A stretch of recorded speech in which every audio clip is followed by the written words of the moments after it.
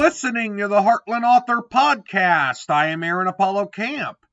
As authors may find themselves in situations where they must do public speaking to market their published works, I decided to interview public speaking expert Brenden Kumarasamy for today's episode. Brenden is the founder of MasterTalk, a company that coaches ambitious executives and entrepreneurs to become better public speakers. I'm here with Brenden Kumarasamy, who is not an author, but he is a public speaking coach and the founder of MasterTalk. Brenden, welcome to the Heartland Author Podcast. Aaron, the pleasure's absolutely mine. Thanks for having me. Feel free to introduce yourself to our listeners. For sure. So my name's Brenden Kumarasamy. I'm the founder of MasterTalk, which is both a YouTube channel I started to help the world master the art of communication and public speaking, and I also train a lot of executives and entrepreneurs on how to communicate ideas. But the origin story, which I think is more interesting, Aaron, was when I was in university. I went to business school, and funny enough, I studied accounting of all things, and that's what I thought I was going to do with my life. But then I started competing in case competitions. Think of it like professional sports, but for nerds. So while other guys my age were playing rugby or baseball, I wasn't one of those guys. I did presentations competitively. That's how I learned how to speak, Aaron. And then as I got older, I started coaching a lot of the students in college and realized that no one was teaching this stuff for free on the internet on how to communicate ideas, and that's what started MasterTalk. Yeah, and the reason I have you on a podcast that's mainly about books and writing is when an author has to market a book, sometimes he or she will have to engage in a public speaking event or many as part of trying to sell their book. Absolutely. It's such an important topic for authors. A lot of them don't work enough about their communication skills, for sure. Now, what services does your company MasterTalk provide?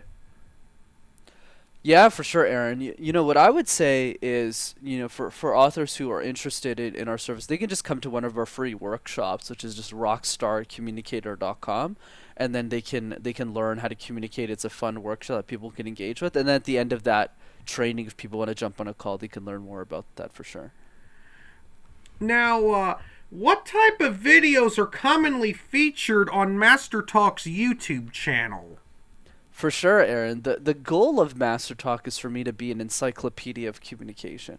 So I want to try and answer every possible question that someone could ever have about communication. Like for authors specifically, I think the biggest challenge right now that they have is they need to realize that the book is not going to sell on its own. Even if you have one of the best books in the world, if nobody hears about it or knows about the author, it's really hard to get those copies out. So one thing I would encourage authors to do is really push themselves to get on podcasts, to get on stages so that people can relate the book to them and their personality, so it's much easier to sell to get the books sold a lot faster. Now, I apologize if I'm asking a redundant question here, because I think you kind of answered this question a little bit ago, but where did the idea for MasterTalk come about? Yeah, for sure, Aaron. Not redundant at all. So essentially what happened was when I was in college, I thought I was going to be an accountant, right? That was my mission. It wasn't really to be a communication coach. But when I stumbled into case competitions, these communication marathons for nerds, essentially, I realized that I had a much deeper purpose to my life than just being an accountant or working at a company. It was more about empowering the world with the right tools on how to communicate ideas effectively. And the way that I got there was really by accident. After I started winning these competitions, which I primarily did to get a job, by the way, when I started getting that job, when I got those opportunities, I just said, hey, no one's coaching these people on how to speak. And I wasn't even charging people back then. It was just fun for me. So I was just coaching a lot of these people, and I accidentally developed a talent, Aaron, on how to speak. And then in my last semester of college, somebody asked me, hey, Brenden, how did you learn how to communicate? How did you learn how to speak? And I said, huh? He's like, yeah, like, did you hire a coach? Did you do Toastmaster? Did you watch YouTube videos on communication? I was like, YouTube videos on communication? So I had a few months to kill before I started working at IBM, Aaron. I worked there for 2.5 years before I went full-time on MasterTalk. And then I started watching these videos and I was like, what? Like, they're missing a lot of the points that I'm coaching a lot of my students on in college. So I had just had the naivete to think I could do better. So I just started making videos in my basement and it just led into something I never could have imagined. Now, why do many people struggle with public speaking and communication? Yeah, for sure, Aaron.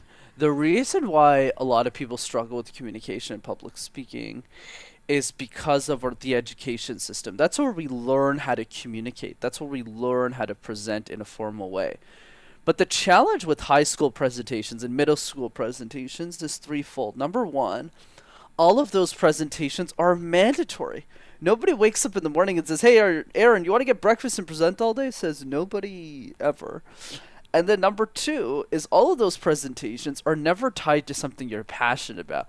So it's never, "Hey, Aaron, what are you passionate about? Reading? Are you passionate about media or podcasting?" Yeah, that's not how it works. You got to talk about Shakespeare and poetry. Then after you're done that, you got to talk about the Renaissance. So it's pretty much nonsense. And then the third piece is that every presentation, Aaron, is tied to a punishment. So even if you do the best job in the world, and if you don't, you get punished for it. There's never a presentation you give in high school that's just for fun. So we grow up believing that communication is a chore, so it becomes one. And nobody wants to get better at doing the dishes, frankly. Now, a lot of authors, but not all of them, are introverts. And what is your best advice regarding public speaking and communication for people who are introverts? For sure, Aaron. Most of my clients are introverts. So what I would say is what I say to them all the time is really to triple down on your strengths and understand why in many ways you're actually a better communicator than extroverts. And I'll prove that through three main ways. So number one, introverts are a lot better at pausing, Aaron. Because they speak less on average, and pausing is the most important tool in communication, where we pause to emphasize key points of our message. Introverts learn pausing really quickly because, once again, they don't really talk that much, whereas extroverts are always yapping all the time, like me. That's why I make a great guest. At least I hope so, anyways. That's why I'm always yapping all the time. So it's hard for an extrovert to pause what need to be. Number two is listening. Because introverts speak less on average, Aaron, it's a lot easier for them to listen to the key points of somebody's message and adapt it to their audience a lot faster than an extrovert could. That's really the magic of being an introvert. And number three, and the other piece is extroverts are really bad at listening. I had to spend years just to hone my craft. And number three is introverts are a lot less polarizing. So I'll give you an example. Let's say we take Gary Vaynerchuk, who's the CEO and founder of VaynerMedia. He has a massive personal brand on social media. But the guy's really loud, and he swears a lot. So you either really like him, or you really, really don't. So I'm a big fan of him. I love the work that he's done. But a lot of people also don't like him too much. But then you have Brene Brown. Nobody says, "I hate Brene Brown," Aaron. Nobody says that. Because Brene's a little bit more introverted. Her voice and her message is a lot more accessible to a wider group of people. So there you go. Just triple down on your strengths as an introvert. What are your best recommendations for daily exercises for public speaking and communication? For sure, Aaron. So for me, communication is like juggling 18 balls at the same time. One of them is eye contact. One of them is audience mastery. One of them is facial expressions. But at the same time, Aaron, the question we need to ask ourselves is, what are the three easiest balls to juggle?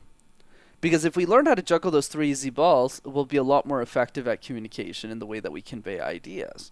So now, what does that look like in my book? I call it my easy threes. Number one is the random word exercise. Pick a word like light bulb, like home, like ceiling, like window, and create random presentations out of thin air. And this helps us serve two main purposes. One is knowing how to deal with uncertainty. Because guess what, Aaron? Life is filled with it. You never know being an author when you're going to get your big break. When somebody says, "Hey, I need you to present this right away to this dinner table, and you can pitch your book to us, and we might be able to sell 100 copies." Like, "Oh, okay, I need to figure this out." So the random word exercise helps us deal with uncertainty. If we know how to talk about avocados for 30 seconds, we could talk about our book all day long for 30 seconds because we spent so many years writing it, so many months writing it and editing it and refining it. And the second benefit to the random word exercise is if you can make sense out of nonsense, Aaron, you can make sense out of anything. That's really the magic. Number two is the question drill. We get asked questions all the time in our life, Aaron, about our books, about our stories, about why we wrote it, about our work, about our life. But most of us, my friend, are reactive to those questions. We're not proactive. I'll give you an example with me. A few years ago, when I started guesting on podcasts, I was horrible. I remember some guy asked me, "Hey, Brenden, where does the fear of communication come from?" Obviously, I have a better answer today, Aaron. But back then, my answer was, I don't know, man. London, Los Angeles, and New York. I have no idea where the fear of communication comes from. So what did I do instead? What I encourage your authors to do as well, Aaron. Every single day, for 5 minutes. That's all I ask your audience to think about. 5 minutes. Reflect on one question that you think the world will ask you about communication and public speaking. And if you do that every single day, and what I mean here is not communication and public speaking, that's for me. For you, it's about your book. Why'd you start the book? Why is that important to you? What's your favorite part about writing it? If you spend 5 minutes every day answering a new question about your book, you'll be bulletproof in a year because you'll have answered 365 questions. Which brings me to the last tip that authors never do. Make a list of the people who already bought your book, the people who already support you, and send them a 20-second video message to say, "Hey, Aaron, I really appreciate you picking up a copy. I hope you enjoy it. Let me know what you think of the book, and I hope you're having a beautiful day. I really appreciate you thinking about me." That's it. Do the easy threes every day, and you'll be a beast at communication. Now, I am going to go into a couple of questions regarding books to finish this interview.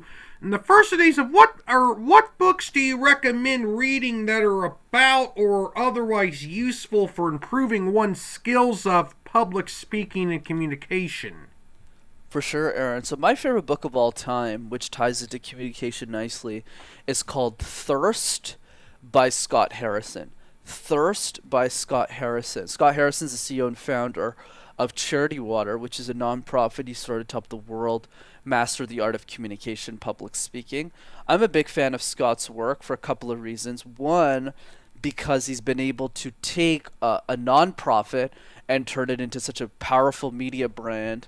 The second reason is because he really helped me create impact in the world. There's this great quote in the book that I love, which is the goal is not to live forever, but rather create something that will. And that really moved me to figure out, what do I want to create in the world that lives forever? And the third piece is he's one of the best storytellers that I've ever seen in my life. He is so good at telling the story of Charity Water and encouraging us to get involved. And I think there's a lot we can learn from that book. But besides the book, the most important thing your audience needs to do, unfortunately, is to understand that the best way to speak is to speak. So I encourage all of you listening to this podcast, sure, pick up the book. Scott's book is excellent. But more importantly, book 15 minutes in your calendar every single day to do the easy threes, to do the random word exercise, to do the question drills, and to send those video messages. That's how you actually get better over time. Now, one final question. Have you ever considered writing your own book about public speaking and communication? I have, Aaron. I'm just holding my breath on it because I want it to be a big success. So I'm probably going to wait another 5-10 years for my personal brand to be big enough so that when it's time for me to release the book, there's going to be a lot of pent-up demand. Well, Brenden, you were a very wonderful and insightful guest for this podcast, and I thank you for appearing on the Heartland Author Podcast. Aaron, the pleasure was absolutely mine. Thanks so much for the work that you do with the authors you serve, and it was so great to be on the show. On the day before I uploaded this podcast episode, I had the opportunity to participate in one of Brenden's communication workshops, and that was a fantastic experience. This is Aaron Apollo Camp reminding y'all to write your imagination, and don't forget to polish your public speaking skills as well. Bye for now. You can learn more about me and my book writing projects at campaaronapollo.wixsite.com/authoraac. You can follow me on Twitter and Facebook at authoraac and on Instagram at aacscribe. Copyright 2023, Aaron Apollo Camp, all rights reserved. This podcast episode is intended for the private listening of our audience. Any reuse or retransmission of this podcast episode without the express written consent of the podcast host is prohibited, except under fair use guidelines. Royalty-free music and sound effects obtained from https://www.zapsplat.com.